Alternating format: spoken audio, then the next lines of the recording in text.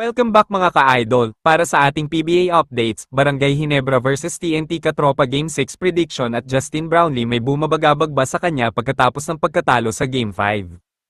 Sa darating nga na Game 6 mga ka-idol ay malaki sana ang chance ng Barangay Ginebra na makuha ang kampyonato, pero bigla nga nag-iba ang ihip ng hangin, after nila manalo ng dalawang magkasunod, kontra sa TNT Katropa, agad naman sila niresbakan ng TNT Katropa at tambakol malala ang inabot nila, kaya ngayon nga mga ka-idol ay dadaan sila sa butas ng karayom, dahil kailangan nila manalo ng dalawang beses para makuha ang kampyonato, kaya matinding adjustment ang gagawin ni Coach Tim Cone para sa kanyang koponan para sa PBA Finals.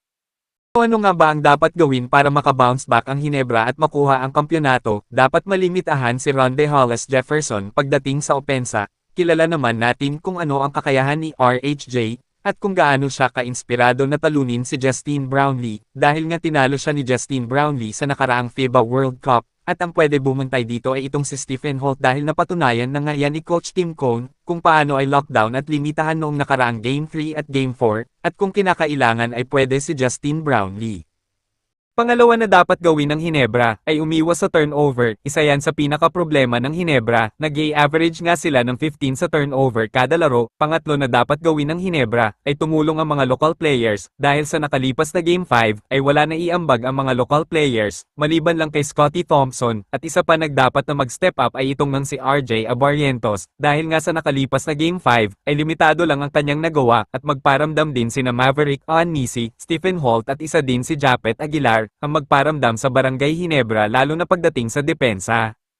At ang pang-apat na dapat gawin ng Barangay Ginebra ay depensa sa 3-point line. Ang laro ngayon ng TNT Katropa ay mas marami ang outside shooting at kung hindi nila mapipigilan ang outside shooting ng TNT Katropa ay may paglalagyan ang Barangay Ginebra. Kaya para sa ating paparating na Game 6 prediction bukas ay magiging mainit at pisikal ang tapatan ng dalawang koponan dahil crucial nga yan, Barangay Ginebra na gustong umabot ng Game 7, at TNT Katropa naman ay gusto nang tapusin ang serye, at makuha ang ikalawang kampyonato para sa PBA Governors Cup, kaya abangan natin kung sino ang makakuha ng panalo, bukas sa PBA Finals. Ano sa tingin niyo mga idol, tatapusin na ba ng TNT Katropa o hihirit pa ng Game 7 ang Barangay Ginebra? Paki-comment mo lang dyan sa ibaba at babasahin natin yan. At sa kabilang PBA updates, Justin Brownlee may bumabagabag ba sa kanya pagkatapos ng pagkatalo sa Game 5, natalo ang Ginebra sa Game 5 Nanograms PBA Governors Cup Finals laban sa TNT na ang lamang ay isang buwan, at sa kauna-unahang pagkakataon ay hindi nagpaunlak ng interview si Justin Brownlee sa media, di katulad ng nakagawian ng mga fans at maging ang mga media ay nagulat dahil sa hindi pagharap nito sa media. Si Justin Brownlee ay nagtala lamang 8 points, 10 rebounds, 11 out 2 sa 3-point area, at 3 assists.